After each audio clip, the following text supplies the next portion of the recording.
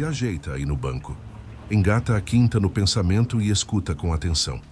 Porque o que eu vou te contar agora aconteceu comigo, Zeca Estrada. Não tem tanto tempo assim. Foi em Santa Catarina, perto de uma cidadezinha que o povo chama de Rio do Sul. Um lugar bonito, cheio de morro, com o rio cortando no meio feito uma serpente preguiçosa. Mas bonito mesmo, só de dia. Porque de noite, meu amigo, as coisas mudam. Naquela época eu estava tirando um tempo da boleia. A coluna já estava reclamando e a patroa também. Queria que eu ficasse mais por perto. Desse um jeito de trabalhar sem rodar tanto. Aí fui pensando e decidi abrir uma barraca de comida. Um trailer mesmo, coisa simples. Desses que o cara para do lado da rua, estica um toldo, acende uma chapa e começa a servir pastel, cachorro quente, café preto bem forte. Mas não era em qualquer canto, não. Tinha que ser num lugar com movimento, onde tivesse gente circulando a noite toda. Foi aí que me veio a ideia. Estacionar ali perto da Santa Casa da cidade. Hospital público grande que atende gente de tudo quanto é canto da região. Pensei, quem tá com parente internado precisa comer, precisa tomar um café. E se for de madrugada, então, só vai achar máquina quebrada ou salgadinho de pacote. Bati na porta da administração, conversei com um segurança camarada e depois de uns dias ajeitei tudo para começar. E foi assim que nasceu a Barraca do Zeca. Funcionava do jeitinho que eu gostava. Fechava durante o dia e abria à noite por volta das 8. Às 9 já estava com a chapa quente, tudo preparado. Queijo, linguiça, carne moída, frango com catupiry. Vendia pastel por R$2 naquela época. Hoje em dia tá quase 8. Quem passava por lá era de tudo quanto é tipo. Tinha mãe preocupada com o filho com febre, tio de olho no sobrinho que sofreu acidente de moto, vó esperando o neto que nasceu prematuro. Eu escutava cada história, parceiro. História que te fazia agradecer por estar com saúde. Às vezes só ouvia. Às vezes puxava assunto. Outras só entregava o pastel e deixava o silêncio falar mais alto. Mas ali fora do hospital, naquele asfalto meio esburacado com a luz dos postes piscando vez ou outra, tinha alguma coisa esquisita. Eu não sei explicar direito. Era como se o ar fosse diferente. Um frio que não era do vento. Um silêncio que não vinha da falta de som. É difícil de explicar, mas eu sentia. E logo você vai entender o porquê. Teve uma noite que nunca saiu da minha cabeça. Era perto das 2 da manhã. Tava meio garoando, aquele chuvisco gelado que te faz puxar a gola da jaqueta. Tinha uns 3, 4 caras deitados no canto do estacionamento, enrolados em cobertores velhos. O hospital era aberto, muita gente dormia ali esperando notícia.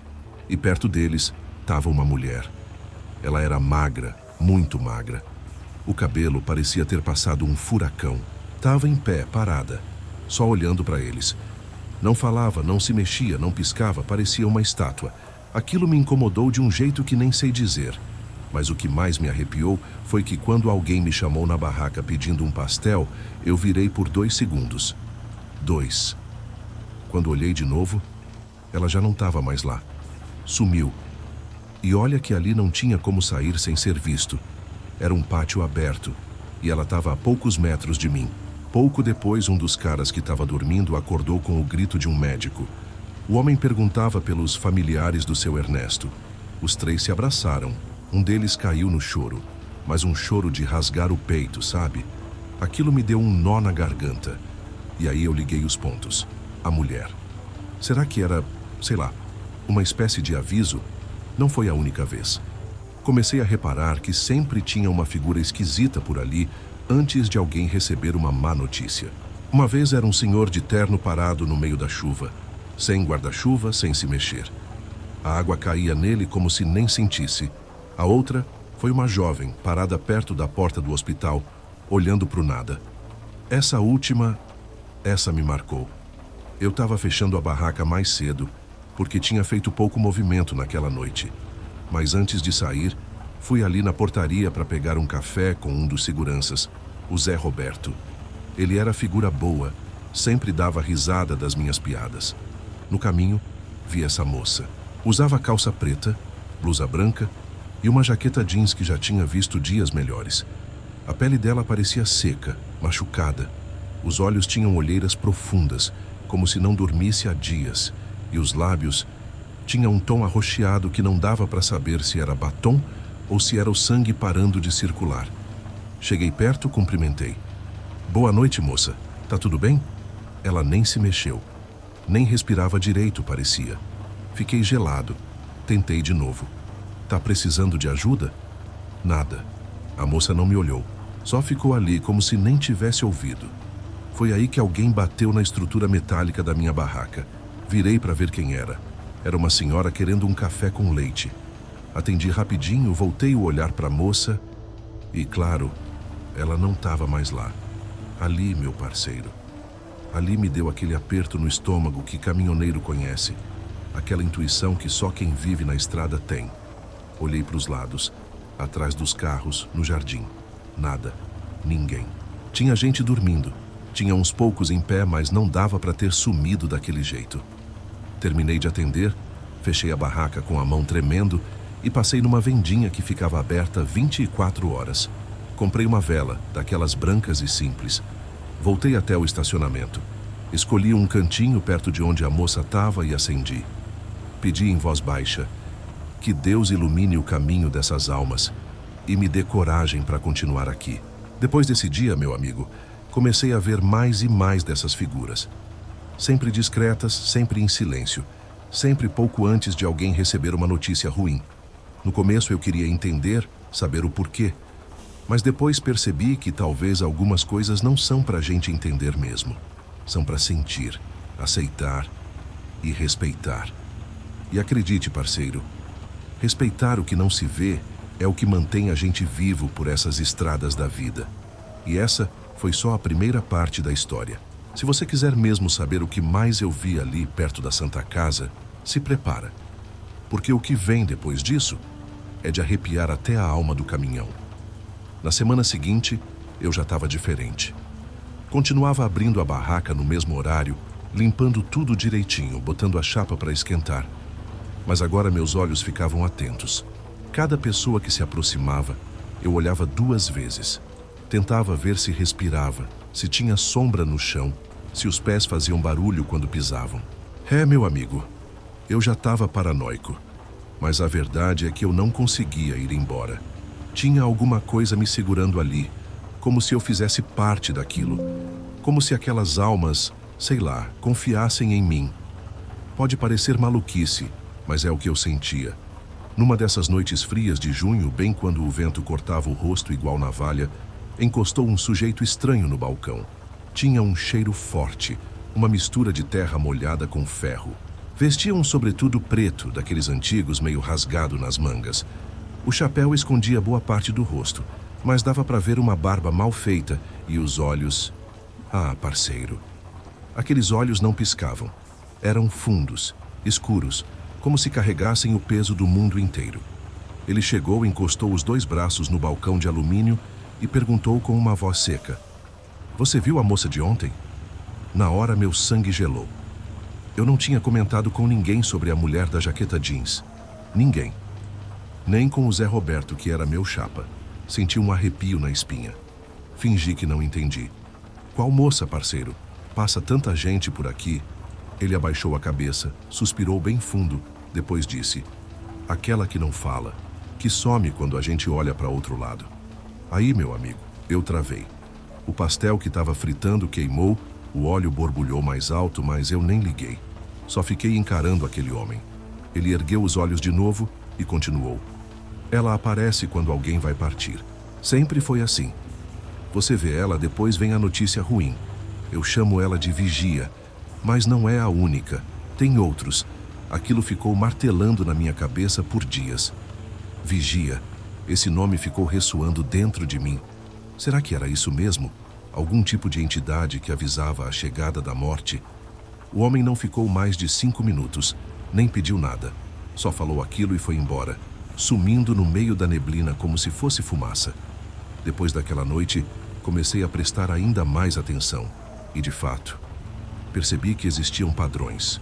Sempre que alguém estranho aparecia ali, alguém que não comia, não falava, não piscava, poucas horas depois vinha a notícia ruim. Uma criança não resistia. Um idoso falecia. Um rapaz não voltava da cirurgia. Comecei a anotar num caderninho escondido na gaveta da barraca. Data, hora, descrição da figura e o que aconteceu depois. Em 2 semanas, anotei 7 casos. E em todos eles, alguém partiu. E em todos, havia uma presença antes. Mas o mais estranho foi numa madrugada de segunda-feira. Tava mais vazio que o normal. Nem os dorminhocos do estacionamento estavam lá. Tudo escuro. Só o som do gerador lá no fundo do hospital e uns latidos espaçados. Eu estava fritando uma coxinha para mim mesmo quando senti um cheiro de vela apagada. Sabe aquele cheiro? Mistura de fumaça fria com cera queimada. Olhei em volta. Nada. Mas aí vi, ali, no banco de concreto perto do jardim, tinha uma figura. Um moleque. Devia ter uns 12 anos, cabelo raspado, magrelo, usando uma bata branca igual a de hospital. Ele estava olhando fixo para mim, sem expressão nenhuma. Só os olhos arregalados. Fui chegando devagar, sentindo o coração bater mais forte. E quando eu estava a uns 3 passos dele, ouvi meu nome. Zeca. Mas não saiu da boca do menino, não. Veio de trás. Me virei num susto e não tinha ninguém. Quando olhei de volta, o moleque também não estava mais lá. Só o banco gelado, vazio. Voltei para a barraca, tremendo igual vara verde. Liguei o rádio bem alto, botei uma música brega só para não ouvir mais o silêncio. Mas não adiantava. O ar continuava pesado, e aquela sensação de que tinha alguém me observando não passava. Uns 15 minutos depois, chegou um enfermeiro correndo, pálido, pedindo uma água. Dei para ele e ele ficou ali tomando de golada. Disse que tinha acabado de perder um paciente, um menino com leucemia. Tinha 12 anos, mesmo nome do meu sobrinho, João. Eu fiquei sem chão. Lembrei da roupa, do olhar. Era o mesmo garoto, era ele. Mas como é que ele estava ali fora antes mesmo de morrer? Depois desse episódio, comecei a ter pesadelos. Sempre com o mesmo cenário. O estacionamento, a barraca fechada e figuras andando em silêncio pelo pátio.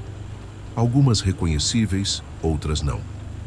Mas todas com um olhar vazio. Como se estivessem esperando alguma coisa. Num desses sonhos, eu estava sentado na cadeira da barraca, sem conseguir me mexer.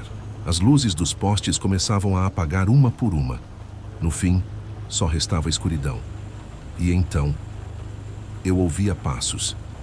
Passos vindo devagar na minha direção, cada vez mais perto. Mas quando eu tentava levantar, o corpo não obedecia. Quando a figura finalmente parava na minha frente, eu acordava, suado, ofegante, com o coração batendo na garganta. E assim eu fui ficando, desgastado, cansado, só que ao mesmo tempo, viciado. Tinha algo ali que me prendia. Era como se eu tivesse virado parte daquele ciclo. Teve um dia que chegou uma moça com um bebê no colo. Chorava baixinho, com o rosto encostado na cabeça da criança. Pediu um café. A mão dela tremia tanto que derramou metade. Eu ofereci um banquinho. Ela sentou, respirou fundo e começou a falar. "Tô aqui desde ontem. Meu filho tem só 3 meses." E parou de respirar de repente. Tão tentando reanimar ele desde as 8 da noite passada. Eu senti um aperto no peito que parecia uma mão de ferro me esmagando. O café dela esfriou e ela nem percebeu. Enquanto ela falava, vi de relance. Ali, do outro lado da rua, uma mulher de preto segurando um guarda-chuva fechado, parada em frente a um poste apagado. Não se mexia, só observava. Eu quis dizer para a moça que ia ficar tudo bem, mas não consegui. A boca travou, porque no fundo eu sabia que não ia. E não deu outra. Menos de 1 hora depois, vi a mesma moça sair do hospital, com os olhos vermelhos e a alma quebrada. Sozinha. Ali, parceiro, ali eu entendi que aquelas presenças não vinham por acaso. Elas vinham buscar. E com o tempo, elas começaram a ficar mais próximas. Não só dos outros, mas de mim. Comecei a ouvir meu nome na madrugada, sussurrado no meio do vento. Comecei a ver reflexo de gente onde não tinha espelho. Comecei a sentir cheiro de vela, de flores velhas, de hospital, mesmo quando não estava perto do hospital. E eu sabia, Sabia que alguma coisa estava se aproximando. A pergunta era, seria para mim? Ou seria mais uma alma para a barraca do Zeca testemunhar partir? E ainda tem mais, meu amigo. Porque o que aconteceu depois disso mudou tudo. Tudo. Mas isso é história para mais adiante. Segura firme o coração, porque daqui para frente o buraco é mais embaixo. Naquela altura do campeonato, eu já não era mais o mesmo Zeca. O Zeca que abria a barraca rindo, que trocava ideia com os enfermeiros e fazia piada com os plantonistas. Esse aí ficou no passado. Eu estava diferente. Mais calado, mais atento, como bicho acuado no mato, farejando o perigo mesmo sem ver nada. Mas o mais estranho é que aquilo tudo começou a virar parte da rotina. Tipo, como se conviver com o sobrenatural virasse normal. Eu via vulto e já nem me assustava mais. Ouvia sussurro, só suspirava fundo e continuava virando os espetinhos na grelha. Só que, parceiro, as coisas começaram a passar dos limites.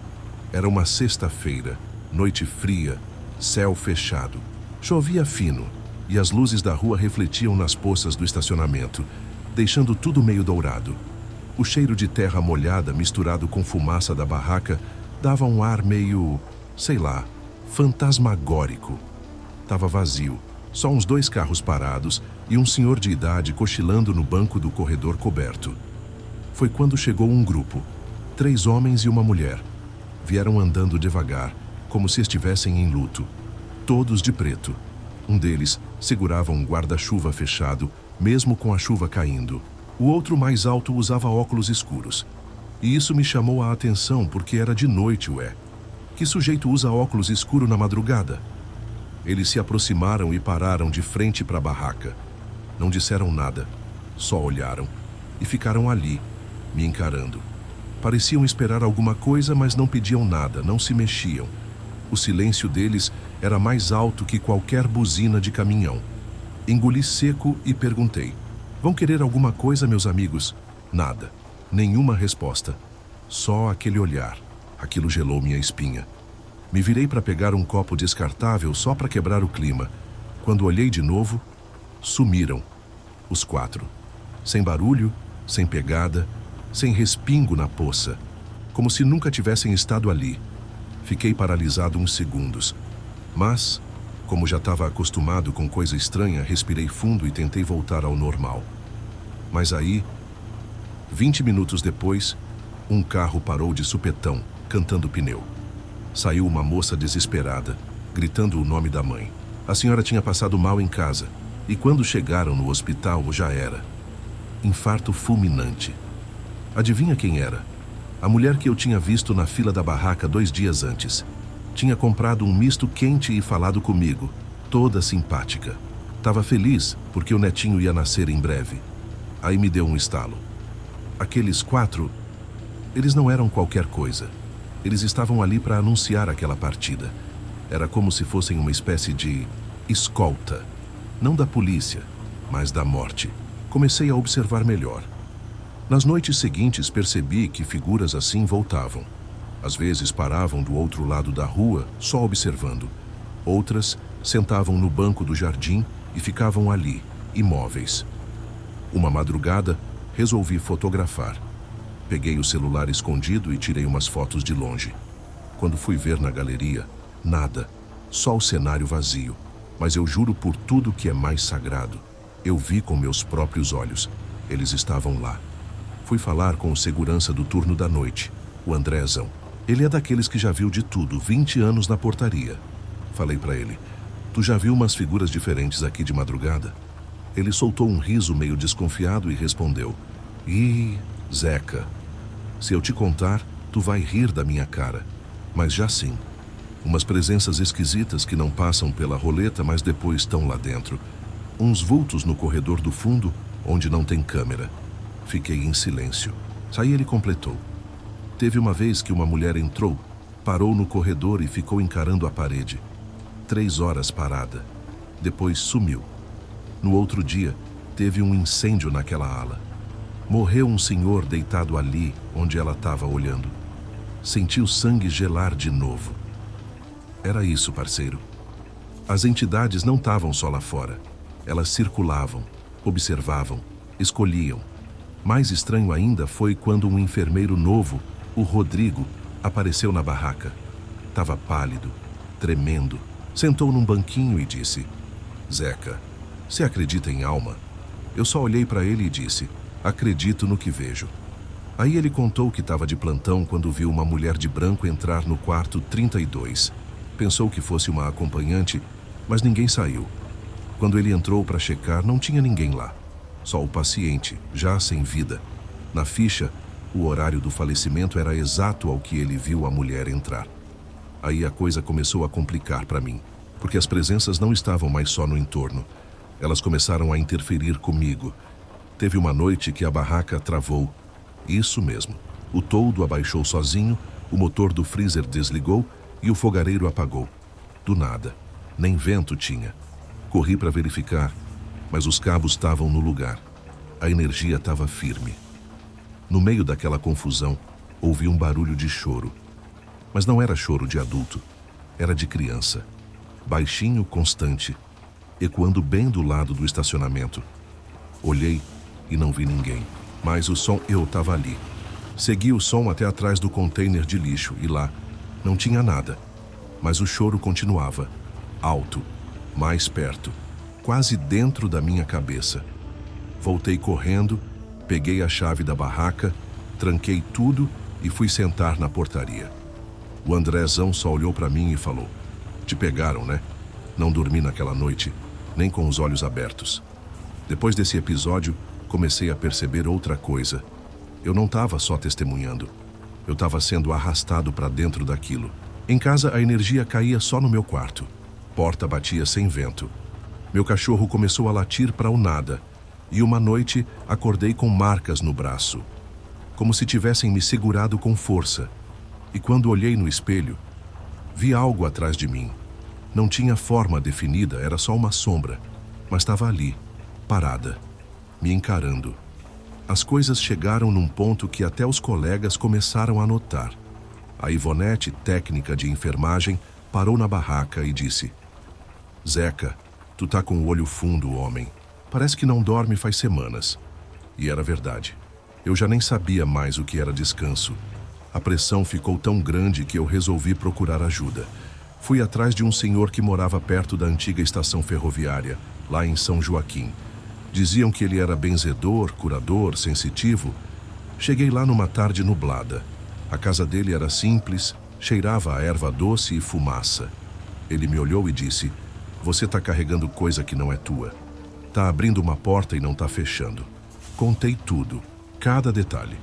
E ele me disse algo que me arrepiou. Essas entidades te enxergaram. Agora sabem que você vê. E quando sabem, não largam fácil. Ele fez uma defumação, rezou uma oração antiga que eu não entendia e me deu uma fita vermelha para usar no pulso. Mandou não tirar por nada. Voltei para a barraca com a fita no braço, uma vela bentinha no bolso e o coração ainda pesado. Mas o que eu não sabia é que tudo aquilo ainda era só o começo, porque na semana seguinte, uma figura voltou, aquela que eu tinha visto pela primeira vez, a mulher da jaqueta jeans. E dessa vez, ela veio até mim, me encarou e disse algo que eu nunca vou esquecer. Tá pronto para vir comigo? Ali, parceiro. Ali eu entendi que a complicação que estava vivendo não era só um efeito colateral. Era um chamado. E a partir dali, ou eu enfrentava de vez ou me entregava. Mas isso é só metade do que aconteceu. E o que vem depois é de gelar até a alma mais forte. Prepara o coração que a próxima parte vai fundo. Sabe, parceiro, depois daquela pergunta que a mulher da jaqueta jeans me fez: tá pronto para vir comigo? Eu travei. Não por medo, mas porque entendi que eu tinha cruzado um limite invisível. Um desses que a gente nem vê nem sente atravessar, só percebe depois quando tudo já mudou. Eu não respondi. Só encarei ela. O rosto dela era o mesmo, mas os olhos... os olhos não estavam certos. Pareciam fundo demais, escuros, como dois poços sem fim. E mesmo sem mexer a boca, eu ouvi de novo aquela voz. Só que agora, dentro da minha cabeça: você já tá do lado de cá, Zeca. Só não percebeu ainda. Aí, num piscar, ela sumiu, literalmente. Não virou a esquina, não caminhou. Sumiu. Evaporou. Eu fiquei ali com a mão ainda estendida, segurando o pano da chapa, como se o tempo tivesse congelado. E por alguns segundos, juro que o mundo ficou em silêncio absoluto. Nem buzina, nem grilo, nem vento. Naquela madrugada fechei mais cedo. Voltei para casa sem olhar para os lados. E quando entrei, percebi algo esquisito. O espelho da sala, aquele redondo com moldura de madeira que a mãe me deu, estava virado para a parede. Sozinho. Ninguém tinha chave da minha casa. E eu não bebo. Nunca bebi. Não era coisa da minha cabeça. Tinha algo se mexendo ali dentro. Algo que não era meu. Deitei na cama e fiquei olhando o teto. Os minutos viraram horas e o relógio parecia não sair do mesmo lugar. Quando finalmente consegui cochilar, tive um sonho. Mas era diferente, mais vívido, mais real. Não era bem sonho, era visão. Eu estava na frente da barraca, mas ela estava velha, coberta de mato, como se tivesse abandonada fazia anos. O hospital estava apagado, as luzes desligadas e a rua deserta. Só que lá no fundo, na entrada do hospital, tinha um monte de gente, parados, sem rosto, só silhuetas. E todos estavam me olhando. Quando acordei, o lençol estava encharcado de suor, mas a janela trancada, a porta com a tranca passada, só que a porta da geladeira aberta. E dentro não tinha mais nada, nem pão, nem ovo, nem a garrafa d'água, vazia, como se tivesse sido limpa. Foi aí que percebi. Eu não estava sozinho. Não fazia tempo. No dia seguinte voltei para a barraca com um propósito: observar. Ver se eu estava mesmo enlouquecendo ou se tinha algo mais fundo nisso tudo. Na primeira hora, nada. Segunda hora, movimento normal. Enfermeira pegando salgado, taxista levando um cafezinho. Aí veio um rapaz, novo, 20 e poucos anos, com moletom cinza e um andar apressado. Pegou um espetinho, me olhou e perguntou: "Cê é o Zeca, né?" Assenti com a cabeça. Falaram que cê vê coisa, que enxerga o que ninguém mais enxerga. Franzi a testa e perguntei: "Quem falou isso?" Ele só sorriu, deu uma mordida no espetinho e disse: "Os que já foram. Eles estão falando de você lá dentro." Lá dentro. Antes que eu perguntasse mais, ele virou e foi embora. E nunca mais apareceu. Nem naquela noite, nem em nenhuma outra. Nenhum funcionário conhecia ele, nem os vigias. Aí bateu forte. Eu estava ficando marcado. Nome na boca de entidade. E as manifestações começaram a mudar. Já não eram só vultos ou sussurros. Agora tinha cheiro. Um cheiro de incenso queimado, misturado com carne podre, que surgia do nada. Em plena madrugada, sem ninguém por perto, eu sentia aquele odor e sabia. Tinha algo ali me testando. Teve uma noite em que o gerador do hospital pifou.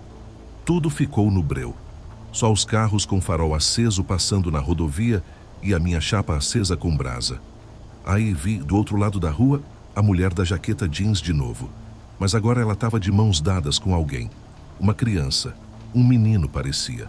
Só que o menino flutuava. Não tocava o chão. Ela me olhou. E a criança apontou para mim. Aí a chapa apagou. Só assim, de uma vez.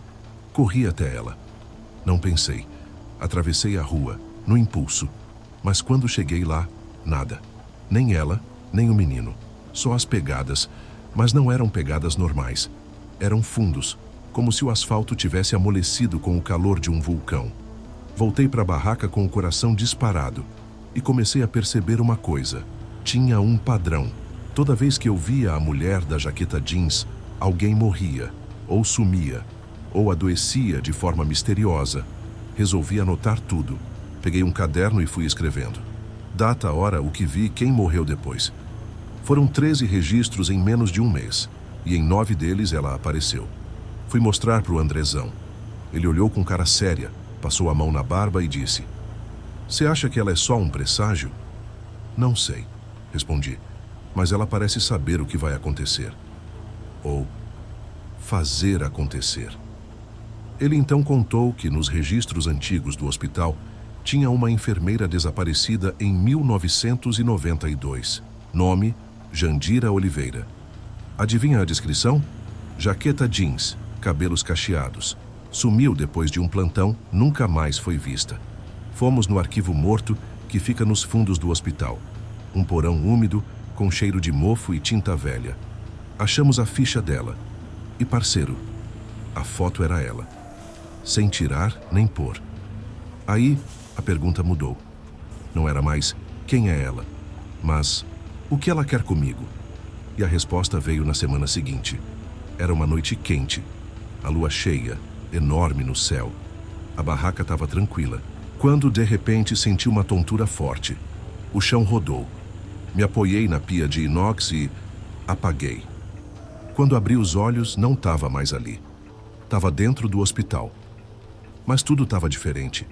As paredes brancas estavam amareladas, as cadeiras de espera, antigas, de madeira.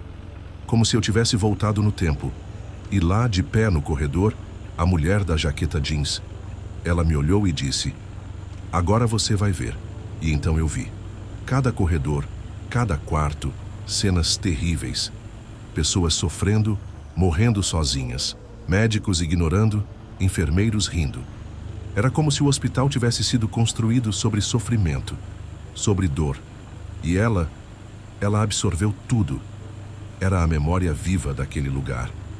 Acordei no chão da barraca, suado, com o braço queimado. A grelha tinha caído. Alguém me colocou de volta ali, não sei como. E em cima do balcão, o caderno de registros, aberto, e com uma nova anotação escrita com letra que não era minha. O 14º vem com a lua nova. Fiquei paralisado, porque isso significava que algo ia acontecer. E estava marcado, como um relógio contando os dias. Desde então, comecei a preparar. A barraca agora tem símbolos escondidos na estrutura, sal grosso nos cantos, fita vermelha no braço, e toda vez que ouço passos sem ver gente, eu rezo, mesmo sem saber se adianta. Mas a sensação é que tudo está caminhando para algo maior, como se essa complicação fosse só o ensaio, um prelúdio, e o que está por vir, parceiro, vai exigir coragem que nem sei se tenho. Mas se tiver mesmo marcado, então que venha. Eu vou estar aqui, de pé, esperando, igual sempre estive. Agora você me pergunta: Zeca, por que não larga isso? Por que não fecha a barraca e vai embora? Porque no fundo, eu sei que essa barraca é a única coisa segurando essa coisa toda no lugar. Enquanto eu estiver aqui contando essas histórias, talvez elas fiquem no limite. Talvez. Mas se um dia eu sumir, você já sabe o que aconteceu. Noite de lua nova. O céu estava completamente apagado. Sem uma estrela, sem reflexo, sem nada. Um breu absoluto, como se o mundo tivesse esquecido de acender a luz. E desde cedo, eu já sentia que alguma coisa estava errada. O ar mais denso, pesado. O tipo de clima que até o cachorro da vizinha sentiu, porque ele não parava de uivar desde o fim da tarde. Fechei a barraca mais cedo, coisa que nunca fazia. Nem precisei explicar para o pessoal. Os clientes mesmo pareciam inquietos, nervosos, como se alguma coisa invisível rondasse ali, só esperando a oportunidade para acontecer. Andrezão veio me encontrar como combinado. Trazia na mão uma pasta preta, dessas antigas com elástico de lado, e dentro, os documentos que ele conseguiu puxar dos arquivos internos do hospital. Uns que, segundo ele, tinham sido trancados por ordem superior. "Isso aqui", ele disse, batendo com o dedo na pasta. Não era para ninguém ver, mas eu dei meus pulos. Abri o material ali mesmo, na chapa já apagada, com só a luz da lâmpada pendurada tremelicando por cima da gente. Os papéis falavam de uma ala que foi desativada nos anos 94. Ala B, subsolo. Tinha sido construída para casos psiquiátricos graves, mas foi fechada depois de uma série de eventos que o relatório chamava de incidentes não explicados. Entre esses registros estava o nome dela, Jandira Oliveira.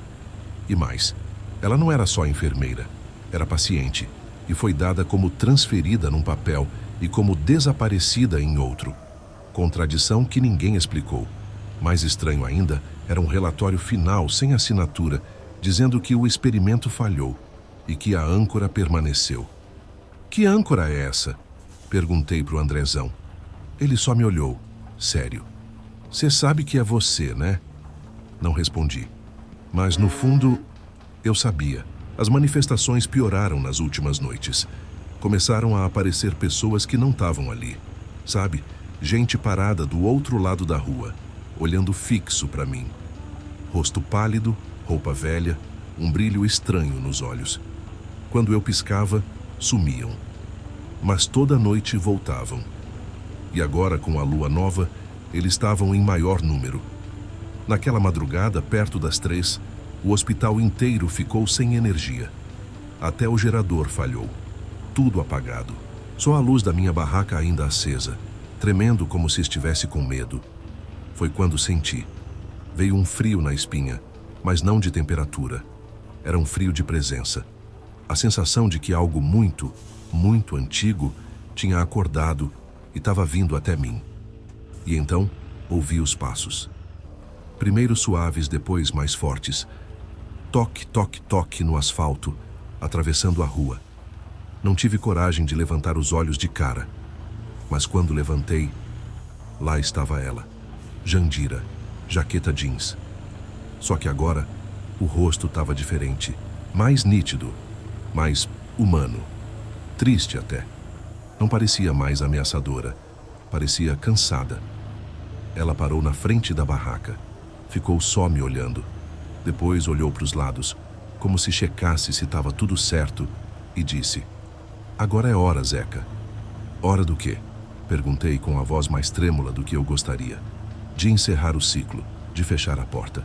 Foi então que a chapa acendeu sozinha, brasa viva, como se alguém tivesse acendido com combustível. O cheiro de incenso queimado voltou, forte, e junto dele vieram as vozes. Várias. Sussurros em línguas que eu não entendi. Alguns gritando, outros implorando. E eu ali, parado, sem saber se estava sonhando ou se aquilo era o fim. Ela apontou para o chão da barraca. E ali, entre os azulejos, surgiu uma rachadura. Estreita no começo, mas foi crescendo. E do fundo, uma luz. Não era luz normal. Era uma coisa quente, alaranjada, que fazia o ar vibrar. A mulher da jaqueta se ajoelhou ao lado da fenda e disse: "Eles estão presos aqui. Não podem sair, mas você pode ajudar." "Como?" Ela me olhou com os olhos agora cheios d'água e disse: "Fica, até o fim." Foi aí que tudo parou. A chapa apagou, a rachadura sumiu e ela desapareceu no ar. Mas algo ficou. O chão da barraca tremia leve, como se tivesse um motor por baixo. E o silêncio que veio depois foi mais assustador do que qualquer barulho. Na noite seguinte, o hospital amanheceu com 2 andares interditados. Um médico sumiu. E a ala desativada do subsolo? Foi lacrada com concreto. Ninguém deu explicação, só eu entendi. E desde aquela noite eu escuto ela, todo dia, sempre no mesmo horário, 3 da manhã. A voz da Jandira, às vezes sussurrando o meu nome, às vezes chorando, e sempre dizendo a mesma coisa: "Tá chegando, Zeca, tá chegando." E eu, tô aqui, esperando. Porque eu sei que o que quer que esteja vindo não vai parar, não vai descansar. E talvez, só talvez, eu tenha que entrar lá de novo. Dessa vez, de verdade. Eu não dormi naquela noite, nem cochilei. Fiquei sentado no banco da barraca com a caneca de café esfriando na mão, o cigarro aceso apagando na borda da mesa e o coração parecendo um tambor batendo no peito. Era como se tudo ao meu redor tivesse parado no tempo. O mundo lá fora seguia, mas ali, naquele pedaço de asfalto em frente ao hospital, eu já não pertencia mais à realidade que todo mundo conhecia. Quando deu 4h17 da manhã, eu lembro bem do horário porque o ponteiro do relógio digital piscou estranho.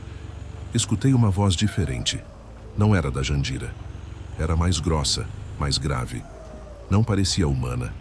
Veio de trás da barraca. Me levantei devagar, sentindo o chão vibrar. O ar estava pesado de novo. O tipo de ar que, quando você respira, parece que entra fumaça nos pulmões. Virei para encarar o que quer que fosse. mas não tinha ninguém ali. Só que a voz veio de novo. Você abriu. Agora termine. Olhei para trás e a chapa estava acesa. Ninguém tinha encostado nela. A fenda no chão reapareceu. E junto com ela, a barraca começou a mudar. Parece loucura, mas foi como se as lonas tivessem se esticado, ganhando volume, crescendo para cima e para os lados. E de repente, o que antes era uma barraca de cachorro-quente virou um espaço fechado, escuro, com paredes de lona negra e um corredor que se estendia para frente, feito túnel. Um túnel. Não sei porquê, mas eu entrei. Acho que já não era mais questão de escolha. Quando a gente passa por certas coisas, tem um ponto em que você percebe que ou enfrenta o que está vindo, ou vai passar o resto da vida fugindo. E eu estava cansado de correr. O túnel tinha cheiro de mofo, de coisa molhada e esquecida. E cada passo que eu dava, o chão parecia mais profundo, como se eu estivesse descendo para algum porão de um mundo que não era o nosso. As paredes de lona tremiam sozinhas, como se respirassem. Lá no fim, uma porta de metal, igual às do hospital, enferrujada com uma janelinha gradeada. Quando cheguei perto, ela se abriu sozinha, rangendo com um som que fez meus ossos gelarem. Atrás dela, a ala B. Não era imaginação. Eu reconheci de imediato. O corredor era o mesmo que vi nos papéis do Andrezão. A cerâmica bege rachada, as portas de ferro numeradas, a iluminação fraca piscando como se tivesse alguém brincando com o interruptor. E a coisa mais bizarra, em todas as paredes, tinha marcas de mãos, marcas negras, como se alguém tivesse tentado sair dali às pressas, arranhando, batendo, suplicando. Fui andando, sentindo meu corpo pesar a cada passo, como se eu estivesse indo contra alguma força invisível. Um zumbido começou a preencher o ambiente, vindo de todos os lados. E então as portas começaram a se abrir. De dentro de cada sala saíam figuras. Não eram pessoas, eram sombras. Rostos deformados, alguns sem olhos, outros com a boca costurada. Eles não falavam, mas eu ouvia seus pensamentos. Gritavam dentro da minha cabeça. Liberta a gente. Fecha a porta. Acaba com isso. Até que cheguei na sala de número 17. O número estava quase apagado. Só dava para ver se olhasse bem de perto. A porta já estava entreaberta. E lá dentro, ela, Jandira. Mas não como antes. Ela estava deitada numa maca, acorrentada. Como se fosse paciente mesmo. Ao redor dela, várias velas queimando, formando um círculo. Ela parecia dormindo, tranquila. Mas o rosto estava mais jovem. Como se o tempo tivesse voltado. E atrás dela, no canto da sala, uma figura. Alta, encapuzada, imóvel. Não dava para ver o rosto, só sentia a presença. Era a fonte de tudo. O centro, a coisa que alimentava aquele lugar. Chegou a hora, disse a figura com uma voz que parecia ecoar dentro do meu peito. Quem é você? Perguntei. O que restou do que foi aberto? Você é a chave, Zeca. Sempre foi. Aí, tudo fez sentido. Meu pai. As noites que ele passava acordado. Os murmúrios que ele dizia para mim quando eu era moleque e não entendia nada. Ele sabia. Ele tentava manter a coisa controlada. Por isso ele nunca saiu daqui. Por isso o hospital foi construído naquele lugar. Por isso a barraca. A barraca era o selo, a última trava. Mas agora ela estava fraca. E eu tinha que decidir. Se eu fechar, o que acontece? Você também fica, disse a voz. Dei um passo para trás, mas a figura se moveu pela primeira vez. E aí eu vi. Não era uma sombra. Era o próprio tempo. O próprio passado enrolado em dor. A presença que mantinha os que estavam ali presos naquele ciclo de tormento. E só podia ser detida por alguém que estivesse entre os dois mundos. Alguém como eu. Jandira abriu os olhos. Não vai durar muito. Você sabe. Eles estão se soltando. E se eu não fizer? Então tudo sai. E aí não vai ter como voltar. As sombras começaram a entrar na sala. As velas tremulavam. As correntes da Jandira tilintavam, mas ela não se movia. Eu me ajoelhei no centro. Fechei os olhos. Pensei em tudo. Na minha mãe, que morreu cedo. No meu pai, que ficou velho demais, rápido demais. na minha vida, toda girando em torno de uma barraca em frente a um hospital abandonado. Tudo fazia sentido agora. Eu era o guardião. Mesmo sem saber, sempre fui. A figura se aproximou e tocou minha testa. Uma explosão de imagens invadiu minha mente. Vidas passadas, gritos, memórias que não eram minhas, mas também paz. Por um instante tudo ficou silencioso. E então, ouvi a voz de Jandira pela última vez. Obrigada. Acordei no chão da barraca com o dia clareando. A chapa apagada, a fenda fechada. Nenhum sinal da transformação, tudo estava normal. Ou quase. No lugar da chapa agora tinha uma marca, um círculo queimado com símbolos que eu não conhecia. E do hospital, silêncio absoluto. Só que eu sabia, a porta tinha se fechado. Mas eu fiquei. E agora, todas as noites, quando o relógio marca 3h17, eu escuto passos vindo do túnel. E sei que não acabou, ainda não. Desde aquela madrugada, minha vida mudou de um jeito que nem eu mesmo consigo explicar direito. Não foi só o que eu vi, foi o que eu senti. A certeza de que existe coisa nesse mundo, ou fora dele, que a gente não consegue nomear. E que, às vezes, essas coisas esbarram na gente. Às vezes, por acidente. Outras, por escolha. Na primeira semana depois daquilo tudo, eu tentei levar a vida normalmente. Voltei a abrir a barraca, vendi uns lanches, conversei com uns conhecidos que passavam ali de madrugada. Fingia que estava tudo bem, que era só mais um dia na beira da estrada. Mas não dava para fingir por muito tempo, porque as coisas começaram a mudar. Pequenas no começo. O cachorro de rua que sempre dormia ali perto sumiu e nunca mais voltou. As lâmpadas do poste que ficava na frente da barraca começaram a piscar sempre no mesmo horário, 3h17. E uma neblina passou a descer naquela parte da estrada, mesmo em dias de sol forte. Fora isso, eu comecei a sentir um peso constante no peito. Não era dor nem angústia. Era mais como se eu tivesse sempre carregando alguma coisa nas costas. Como se aquele lugar tivesse me marcado de um jeito que não dava mais para apagar. E de certa forma, era verdade. Comecei a sonhar com o hospital. Toda noite. Mas não era sonho normal. Eu acordava suando, sentindo o cheiro de formol, ouvindo vozes que pareciam longe e perto ao mesmo tempo. Em alguns desses sonhos, eu voltava para o corredor da ala B. Via a Jandira de novo, presa na maca. E ela me olhava com uma mistura de tristeza e aceitação, como se dissesse, agora é você. Só que uma noite foi diferente. Eu sonhei com o Andrezão. Ele estava de pé encostado no muro do hospital, com a camisa manchada de graxa e o boné virado para trás, igual nos velhos tempos. Mas o rosto dele... O rosto estava mais velho, mais cansado. E quando ele falou comigo, foi com aquela voz de quando a coisa ficava séria. Eu devia ter te contado antes, Zeca, mas eu tive medo. Contado o quê? Sobre o pacto, sobre a barraca, sobre o que seu pai fez para manter tudo contido. Eu queria perguntar mais coisa, mas no sonho parecia que eu só tinha poucos segundos antes dele sumir.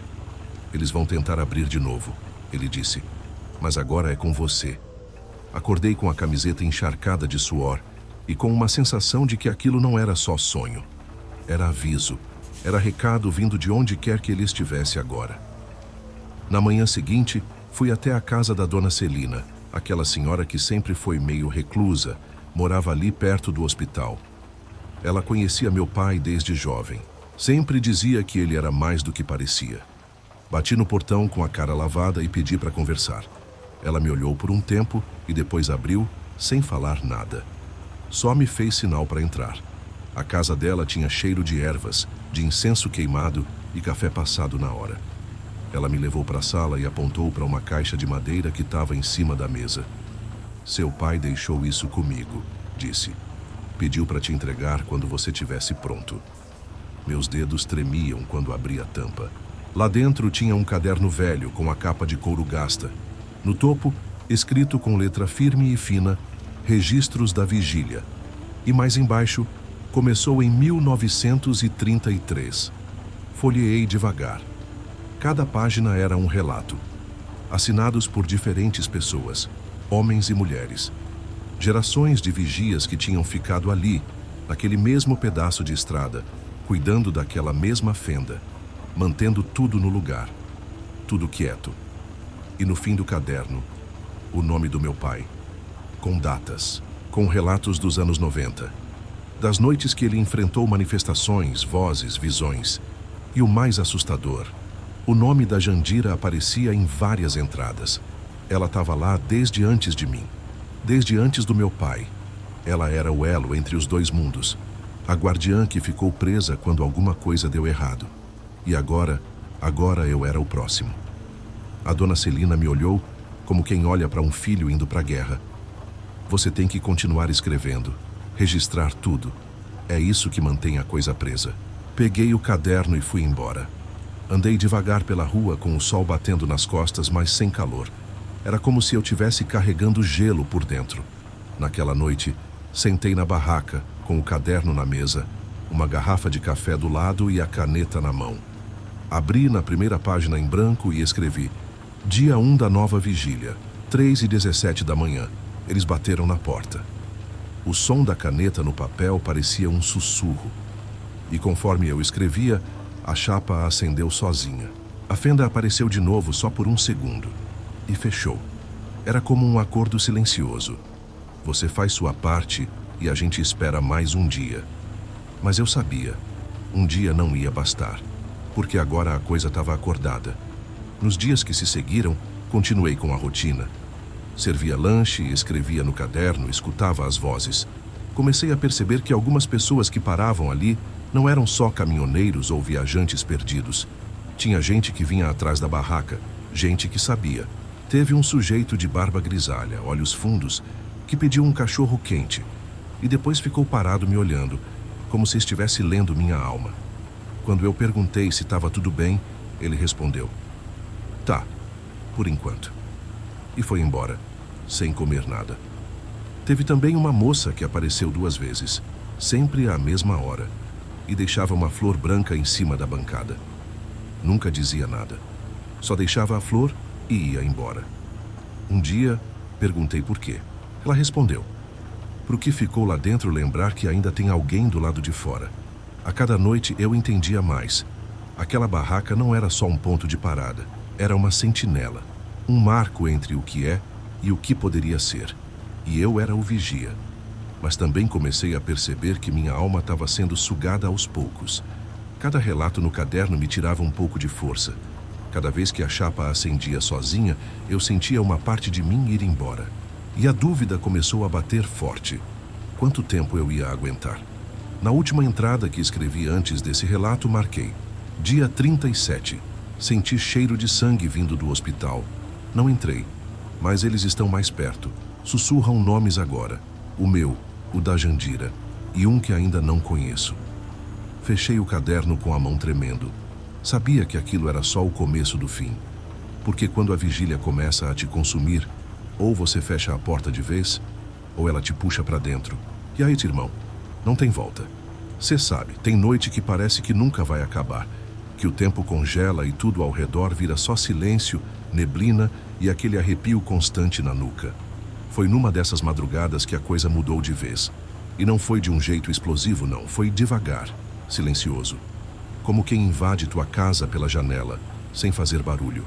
Como se o mundo tivesse segurando o fôlego, esperando o próximo passo. E eu era só o homem ali no meio. A barraca já nem era mais uma barraca de lanche. Aquilo virou um posto avançado, uma trincheira. Eu continuava atendendo, claro. Café, pão com ovo, pastel. Mas quem aparecia ali sabia. Ninguém dizia nada, mas os olhos diziam tudo. Tava todo mundo sentindo. Alguma coisa tinha se quebrado depois daquela noite no hospital. Como se a tampa do que segurava o mundo lá de baixo tivesse se soltado, mesmo que só um pouco. E a Jandira? Bom, depois que ela sumiu, eu fiquei com a sensação de que ela não foi embora, sabe?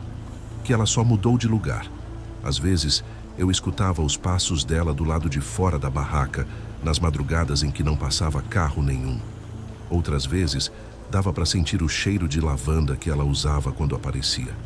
E teve uma madrugada em que ouvi a voz dela me chamando, baixinho, do outro lado da estrada. Só. Zeca. Mas eu não fui. Dessa vez não fui. Comecei a passar mais tempo calado, pensando. Lendo e relendo os registros do meu pai, tentando entender o que ele tinha vivido. E quanto mais eu lia, mais eu percebia que o que estava acontecendo agora já tinha acontecido antes, várias vezes. Cíclico, como se fosse uma dívida sendo cobrada a cada geração. E quem ficava na vigília era só o fiador. A ficha caiu de vez quando encontrei a entrada de 1968. Um trecho rabiscado, meio apagado, onde ele escreveu: "Hoje ela pediu para sair. Disse que já pagou demais, mas não dá para deixar. Se ela sai, o outro entra." Na hora me deu um calafrio, porque ela podia ser a Jandira. E o outro? O que será que era esse outro? Foi aí que comecei a sonhar com o campo queimado. Um lugar que eu nunca tinha visto, mas sentia como se conhecesse. Um descampado preto com a terra esturricada e um céu sempre cinza, onde não nascia nada. No meio, uma fenda, igual à da chapa da barraca, só que essa era maior, aberta, e de dentro dela saía uma fumaça espessa, quase líquida, que subia devagar. E tinha alguém ali, de costas, um homem alto, magro, parado bem na beirada da fenda. Eu não via o rosto, mas reconhecia a presença. Forte, fria, como se ele fosse feito de ausência. Toda vez que eu tentava chegar perto, ele virava um pouco o pescoço, nunca o rosto todo. Só o suficiente para eu ouvir o estalo das vértebras. Como se ele estivesse esperando por mim. Comecei a ficar com medo de dormir. E mesmo acordado, as coisas não estavam melhores. A chapa da barraca passou a acender sozinha com mais frequência. O cheiro de queimado aumentou. E a neblina? Ela ficou diferente. Não era mais branca. Tinha um tom esverdeado, doente, como se estivesse envenenando o ar. As pessoas paravam menos, e as que paravam ficavam pouco. Olhavam para mim com pena, como se já soubessem que eu estava marcado. Teve um senhor que parou com uma caminhonete velha e disse: "Vi isso acontecer com o pai do seu pai, lá no tempo do rádio à válvula. Você ainda tem escolha, moço." "Que escolha?" "Sair antes que a coisa te leve por dentro." Fiquei sem responder, porque no fundo, eu sabia que ele estava certo. A coisa não leva a gente no corpo. Ela começa pela memória, pelo sentimento. E depois vai escurecendo tudo, até o sujeito esquecer quem é. E aí, quando ela entra, já não tem mais ninguém lá para resistir. Foi por isso que eu fiz o que fiz na semana seguinte.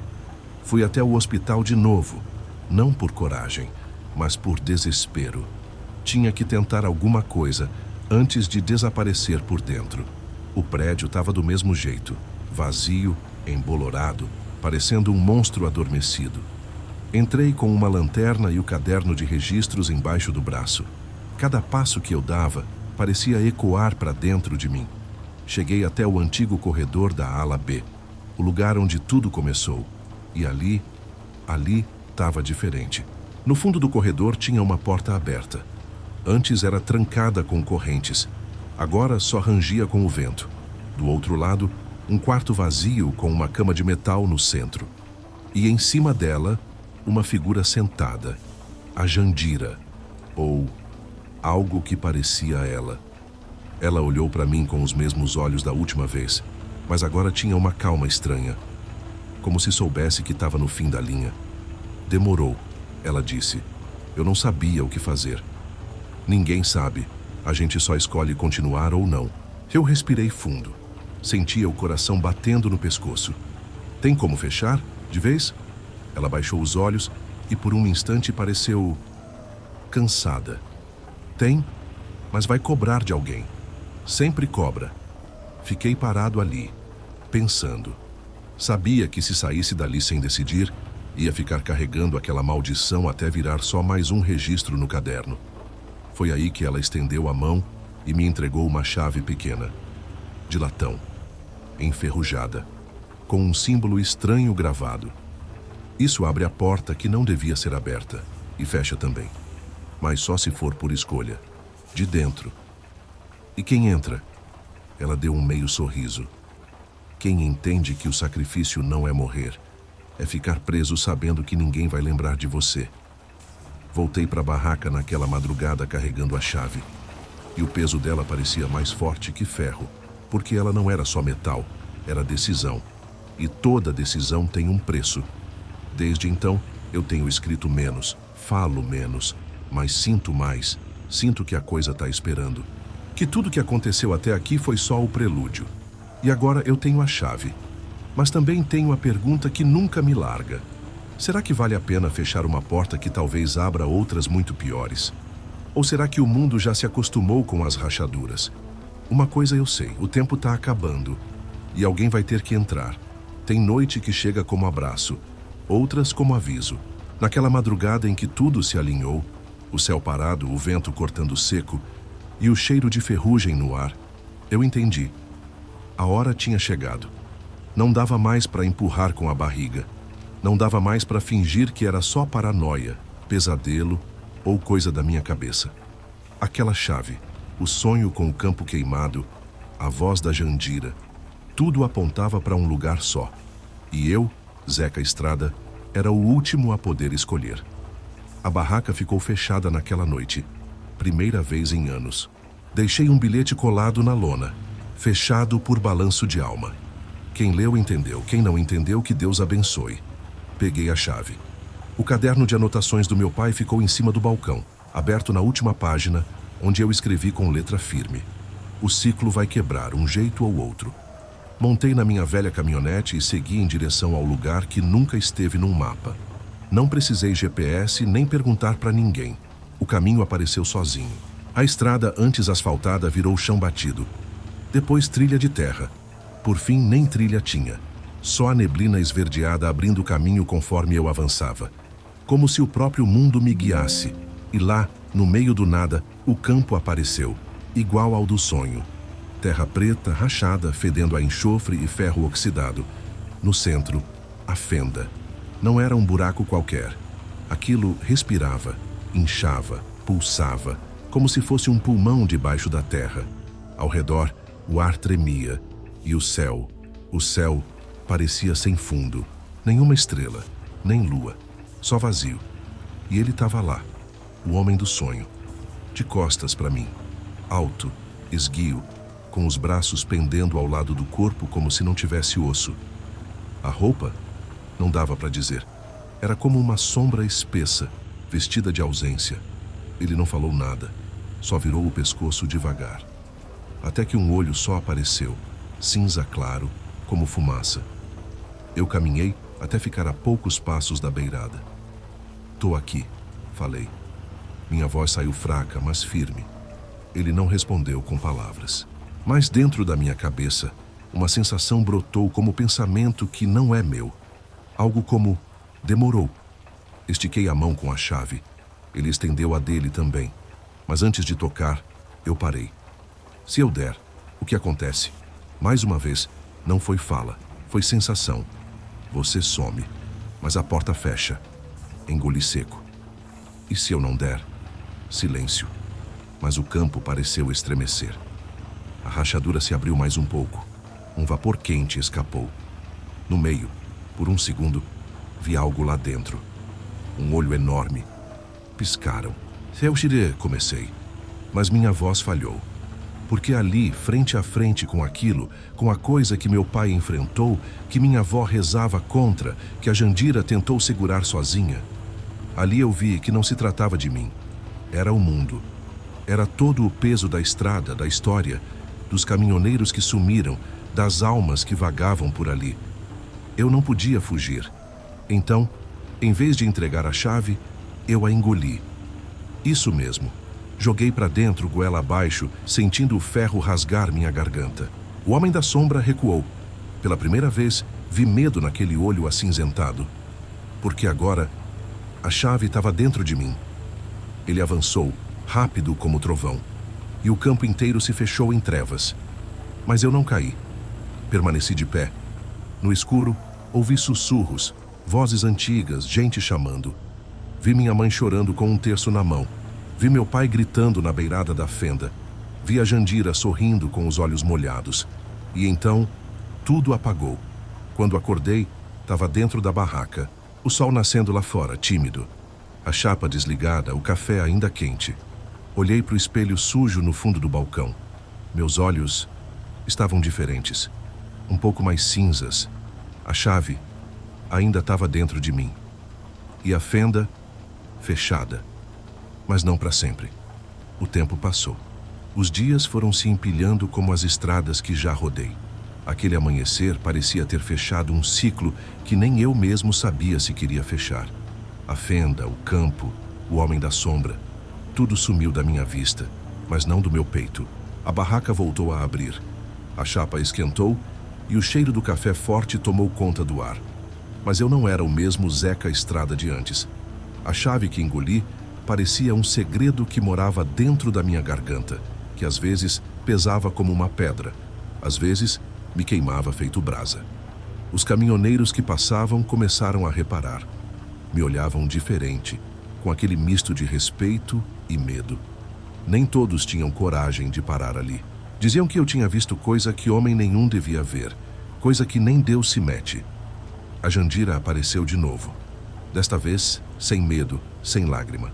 Ela disse que o que eu fiz tinha quebrado a maldição que vinha de longe, que, por causa disso, o campo ia poder descansar, que as almas que andavam perdidas iam encontrar o caminho. Mas eu sabia que não era bem assim. Eu sentia a chave dentro de mim, pulsando com um ritmo que às vezes acompanhava meu próprio coração. Às vezes parecia bater com outra vida. Fiquei dias pensando se aquilo era um presente ou uma sentença. Será que eu tinha me tornado guardião ou prisioneiro? Será que o mundo ia me cobrar o preço por segurar aquele segredo? A estrada continuava chamando, a vida me chamava, e eu precisava seguir. Mas uma parte de mim sabia que aquela história nunca ia acabar. Que a sombra, o campo e o olho cinza estavam lá, em algum lugar esperando. Naquele dia peguei minha velha caminhonete, liguei o motor e senti o cheiro do diesel misturado com o vento que soprava de Santa Catarina. Olhei para trás uma última vez e pensei, aqui entre essas montanhas e estradas, eu vivi algo que nenhum caminhoneiro vai acreditar. Mas eu sei a verdade. E ela vai comigo em cada curva, em cada parada, em cada noite de neblina. Porque algumas chaves não se entregam, algumas chaves se guardam. E eu, Zeca Estrada, guardo a minha até o fim da estrada.